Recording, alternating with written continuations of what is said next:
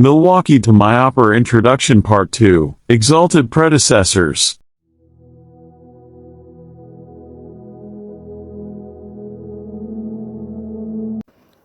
Exalted predecessors. Prior to Sri Chaitanya, the ancient Vaishnava tradition was enhanced by the rich poetry of such stalwarts as the 12 Alvars of South India, with numerous reverberations in the north. Their considerable and stunning devotional outpourings set the ancient world on fire, illuminating the Vaishnava world with their heartfelt and insightful spiritual literature. Soon after, however, the tradition was to undergo various periods of quiet along with occasional renaissance and renewal.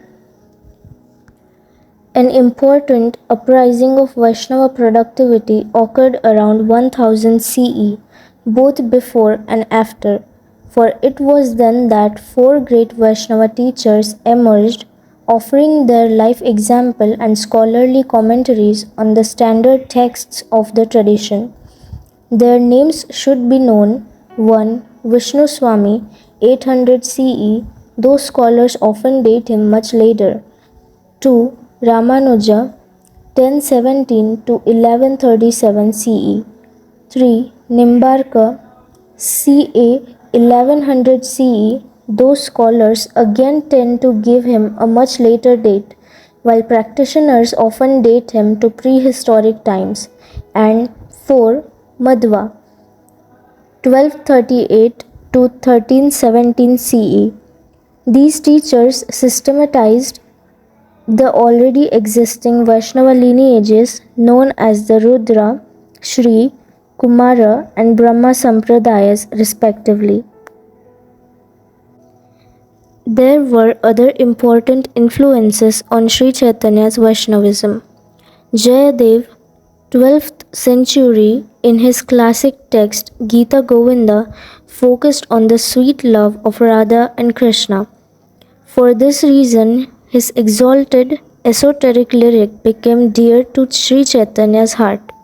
Similarly, Chandidas, a Bengali poet who wrote less than 100 years before Sri Chaitanya's time, also celebrated the divine couple, as did Vidyapati, the Maithili author of a few decades later. These gifted devotional bards were the primary inspirations for Gaudiya Siddhanta, philosophical conclusions, and Mahaprabhu relished every line, every implication of their writing. Thus, he aligned his following with the Brahma Madhva tradition, augmenting its teaching with that of the great poets, and his lineage eventually became known as the Brahma Madhva Gaudiya Sampradaya. The focus of Chaitanya's Vaishnavism, as opposed to that of other Vaishnava lineages, which tend to emphasize awe and reverence Vishnu as opposed to sweetness and love Krishna, is again Radha and Krishna, with special attention to Radha's deep devotional affection. Some of the other Vaishnava lineages embrace Radha's centrality as well, such as the Nimbarka tradition, but not in the mode of Sri Chaitanya. Additionally, as already mentioned, the joyous intonation of spiritual sound through song and dance is particularly emphasized in Chaitanya's tradition. His method is technically called Sankirtana, or the congregational chanting of the holy name, and practitioners evoke Chaitanya's divine image and example by chanting with full enthusiasm and abandon.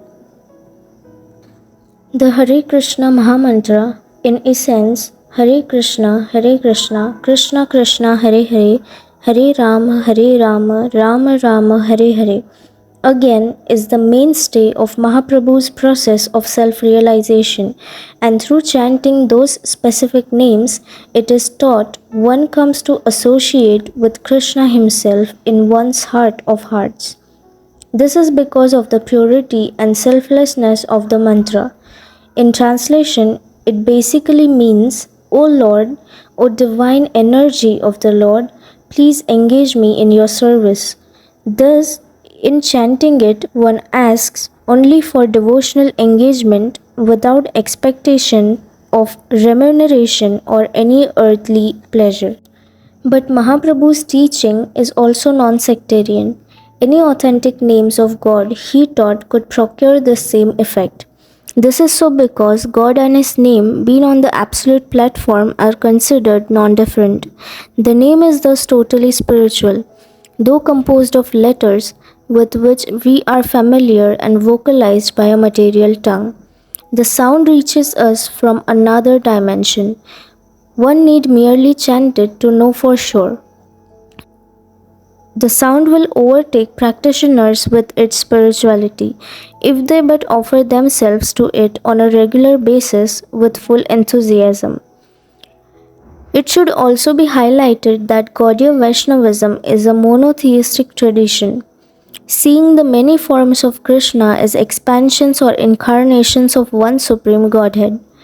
Thus, Indic scholar and theologian Graham Schweig has coined the term polymorphic monotheism, which indicates that while in the Vaishnava traditions God is seen as having many forms, He is ultimately one, in the same way that He is one in the great monotheistic faiths of the West. Vaishnavism goes further, though Schweig points out that the Gaudiya tradition might most accurately be described as polymorphic bimonotheism. This is so because beyond merely recognizing that God has many forms, the tradition asserts that He is both a female and a male divinity simultaneously. In essence, He is Radha and Krishna, who are known to be but various sides of the same absolute truth.